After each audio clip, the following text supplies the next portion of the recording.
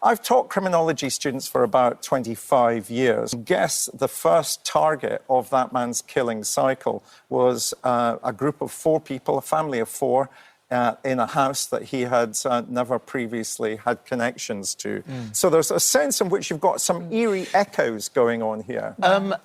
Whoever the killer happens to be. The knife, the leather knife sheath that was left on the bed with the DNA on it, that seems to be a remarkably clumsy move. Or a remarkably clever move. Hello and welcome to True Crime Rocket Science, the most authentic voice in true crime. Remarkably Clever. The Idaho Killer left the knife sheath at the scene on purpose, and that was a remarkably clever move. Can I just say, is it okay if I'm honest about this? Personally, in my opinion, thus far, this is the dumbest analysis that I've seen so far in this case. He also goes on to say that, is he mirroring, there's some sort of eerie mirroring of some other serial killer because he targeted 4 people. This was a house with 6 people in it, and 2 of them possibly shouldn't have even have been there. So it's really not the same. There are 2 survivors, and how do you want to argue it, that there were supposed to be 4 people in the house? And so if he was so smart, why didn't he know that there were not 4 people in the house? Also a dog in the house, also a camera around the corner. And I think this is a really important point to establish really early on. Are we dealing with a sort of genius level criminal, right? The suspect in this case. Or are we dealing with someone who's not particularly smart? Because I have to say I agree with the interviewer that was a very clumsy move. And I believe the evidence will show that the knife sheath wasn't merely left at the scene. I mean, this whole idea that he left it there on purpose is ludicrous. I believe what the evidence will show is that it was pulled off during a violent struggle, and probably Maddie's DNA will be found in it as well. So I really don't think he left the knife sheath behind. I think he didn't even know that it was gone until he exited the house or sometime during the drive home. It does make one wonder, wasn't he tempted when he got into the Elantra or during the drive or whenever he found out to return to the scene to retrieve it? Now, what I want to do in this analysis is deal with, I actually saw an article that was about the 8 mistakes, the 8 biggest mistakes the Idaho Killer made, right? And really what's interesting here is you've got yet another expert, so-called expert, who thinks that Kohberger is this absolute criminal mastermind. And for those who don't know, I've been using those terms, criminal mastermind, evil genius, sarcastically, right? I really don't think he's particularly intelligent, and I agree with some other people who, some of them have described him as a moron. Others have described him as idiotic. But I do think it's interesting that you have some of these experts on the one side who think he's this incredibly talented criminal, and they think he's at the sort of level of a serial killer. And then there's another group of people, and I must say I'm on that side, that I think it is particularly idiotic. And it's so idiotic that they actually had a witness on day 1, they had his car on day 1, and also it only took 47 days to catch him. If you want to compare that to some other people, look at the Delphi killer. How long did it take to apprehend him? But what I will say is that intelligence is very important to Brian Kohberger. So what I want to do next is deal with why it's so obvious that this was the Idaho Killer's first time, right? And as I've seen an article where some other experts provide 8 of the biggest mistakes he's made. And I want to reinterpret those mistakes, and I want to put them in order of which were the biggest mistakes. See if you agree with me on that. Before we get to that, if you haven't subscribed to the channel, please do. Those who know me on this channel, sometimes we refer to me, and I refer to myself as the most Van Gogh voice in true crime. I'm from a Dutch heritage. I've got artists in my family, and I do think it's necessary to have the both sides, the science in terms of investigating true crime, but also the art, the intuition, a sort of creative and imaginative aspect, and also to have both in appropriate quantities. And if you bring them together in a way that's coherent, well, hopefully that is true crime rocket science. So if you're enjoying this episode, please like, share, leave a comment. You can also hit the thanks button, and let's get started. So let me ask you a question in terms of this intelligence question, and please leave your opinion in the comments. Do you think the perpetrator here is a particularly clever criminal, or do you think he's not particularly clever? Now think about this. A guy goes into a creaky 3-story house with 6 people and a dog inside it, 4 of those 6 sharing rooms, and he murders 4 with a knife. And is sophisticated. I mean, you didn't need to know anything beyond that. Is that a sophisticated criminal? Let me say that again. A guy goes into a creaky 3-story house with 6 people inside, as well as a dog, and 4 of those 6 people are sharing rooms. And then he murders them with a knife. Is that a sophisticated criminal? And we knew all of this up front. We knew this before we even knew who the suspect was. So why is it this big mystery whether he was an amateur or a seasoned serial killer? John Kelly told Fox News Digital on January 4th, just 5 days after Koberger's arrest, "He looks like a moron to me." Casey Jordan, a professor of justice and law at Western Connecticut State University, described how idiotic Koberger's crime was. FBI investigator Bill Daly said Koberger made every mistake you could make and that he got in over his head. So that's a short list of 3 experts, some from the FBI, a professor of law, a psychotherapist and whatnot, all telling us after the fact how dumb Koberger was. But it was actually quite obvious how dumb he was even before he was caught. And in the same way we can compile a list of experts saying how dumb he was, we can just as easily compile a list of experts who told us before the fact how incredibly smart he was. And here we have one on British television doing the same thing. That seems to be a remarkably clumsy move. Or a remarkably clever move. What you just said is one of the most insanely idiotic things I have ever heard. And as I say, you can take some of those things even further, some of the other things he said as well. So I'm not going to name the experts who are pushing the serial killer narrative and who did push it, but those are obviously all experts who have, I believe, seriously misinterpreted and overestimated the intelligence of the person we're dealing with. So briefly, how do you tell the difference between good experts and bad? One thing to look out for is the popular narrative, or something that is said for sort of shock value or sensationalizing. Are they saying something that's going to do well with a true crime mob? Is it going to shock, sensationalize, and popularize the crime? Is it going to make the crime and the criminal seem worse than he is?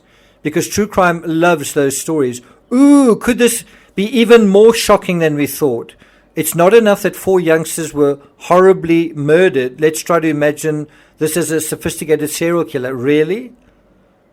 A guy who goes into a house with 6 people and a dog inside it, 4 of those sharing rooms, murders 4 with a knife, and runs out of his own crime scene because things go pear-shaped, and he's seen by a witness, and he's sophisticated, and he leaves behind crucial evidence. He's seen coming and going multiple times. I mean, do you want to get caught? Anyway, so I want to briefly criticize the biggest mistakes the killer made. Not so much criticize, but critically evaluate them, right? And basically what I want to do is list the 4 biggest mistakes in order, and we do it as follows. Number 1, the crime itself was too ambitious. Trying to kill 4 people on different floors with a knife in a creaky house with 6 people and a dog inside was never going to end well for the killer. You could see that from a mile away, and of course he couldn't. Even if the killer thought there were only 4 people in the house, those 3 drive-bys don't say much about his attention to detail. The number of vehicles parked in front of the house, that alone ought to have indicated at least 4 people. And what about the one vehicle that looked slightly different? Did he really think he could go inside with a knife and execute 4 clean, quiet executions? Did he even enter the first room, the very first room, without being heard? Did he execute even a single victim quietly? The second biggest mistake, using his own car. Someone described that accurately as a rolling crime scene. From that moment on, he would put all the DNA and all the evidence inside the fabric of that car. That is hellishly difficult to get rid of, even if you try and wash it away or clean it. It's almost like sitting on a mattress. Number 3, taking his cell phone along and turning it on the way home. That's just... why not leave it on at home? Did he think he might need it for illumination? He could also have bought a burner phone, but perhaps the premeditation only took root a lot later than we realized. And then number 4, wearing a flimsy face mask that could easily have just been pulled off, instead of wearing a mask that covered his whole head and those bushy eyebrows. Now, all of those are mistakes that he made even before he stepped into the crime scene. Regarding the crime scene itself, number 1, not realizing there was a Ring doorbell camera within 50 feet of the crime scene, close enough not only to see what's going on, but to overhear it. If he'd noticed just that, he likely wouldn't even have committed the crime where he did in the first place. Number 2, leaving behind the knife sheath with his DNA on it. How you can possibly say that he did that on purpose and that is a genius move? Anyway, number 3, being seen by a witness and not getting rid of her. That's the third dumbest mistake that's within the crime scene. And then the 4th one is driving to and from the crime scene a total of 5 times just on the morning of the murders. I mean, do you want to be seen and get caught? Now, true crime is certainly filled with cleverer people and less clever people. And what's quite interesting is the respect that some people, they've got the word doctor in front of their names or whatever it is, and people afford. There's a YouTuber that's got the name Doctor in front of him, and he's got a huge following. And of course, that means he knows what he's talking about, right? There's an article in the New York Times published on January 11 and written by Dr. Fox, another doctor, an associate professor in the criminology department at the University of South Florida. He's also co-director of the USF Center for Justice Research and Policy, and, of course, a former FBI special agent. I just want to highlight, and it's a really good article, but I want to highlight 2 aspects that I agree with and disagree with. The first one is he talks about the CSI effect, that people have become really indoctrinated by fictitious ideas about collecting evidence based on watching too much television. And he refers to an example in a 2008 National Institute of Justice publication, which referred to a juror complaining that the police did not do a thorough job because they didn't even dust the lawn for fingerprints. And a prosecutor, according to the article, lamented that jurors expect the most advanced technology possible and they expect it to look like it does on television. Now, this is the part I strongly agree with. Quote, while I valued my experience as a special agent in the FBI, I quickly realized that crime was hardly affected by law enforcement's reactive efforts, and only by studying the causes of crime and proactively intervening on them could I make a real change in the world. This is what criminologists like myself aim to do every day. And so he goes on to say, as we learn more about Koberger in the coming months, we will be confronted by the complex set of factors that could have contributed to him allegedly committing these crimes. This is the exact reason we need criminology, to study these factors and develop responsive interventions. What he's also talking about here is you want to look at the social fabric. And I think one of the questions surrounding that is you could ask, should one of his lecturers have set him up to get shot down in that whole bad Teachergate episode? And of course, there's been a deafening silence from the criminology professors. We're hearing from about all criminology professors all over, just not those from Washington State University. And I do think the professor that set Koberger up only to be shot down by his students, I think that has been a huge triggering factor, and I think that needs to be discussed and acknowledged. Now, he also goes on to say something that I really strongly disagree with. He says, one thing I've learned through more than a decade of research is that some people are capable of doing horrible things, but this almost never has anything to do with their chosen field of study, almost never has anything to do with their employment, their marital status, their intellect, or many other features that society often cites to make sense of why certain people do heinous things. Really? It doesn't have to do with their job, their intellect, their marital status, whether they're single, their chosen field of study. I mean, Chris Watts, did he use the oil field, something that he knew about, to help perpetrate the crime? In the Delphi case, did he use his knowledge of hiking to help him perpetrate the crime? So I'm not going to take it further than that, but I again want to ask you, in your opinion, do you think we're dealing with some kind of evil genius, some criminal mastermind? And as I say, when I've referred to that, I have been sarcastic. It's unfortunate that some people have noticed that. Or do you think we are dealing with someone who's really got pretty average intelligence and really in some respects poor observation skills, poor emotional intelligence? And I mean, basically he botched his own crime. He basically left halfway through it. And I think a big question that remains is, did he not see Dee standing at the door? Did he not even notice her? Was he that lacking in observation that he didn't even see someone watching him as he exited the scene? You know, our impression of Koberger in terms of his own students were annoyed with him. He didn't seem to grade them appropriately. Is that the sign of a sparkling intellect?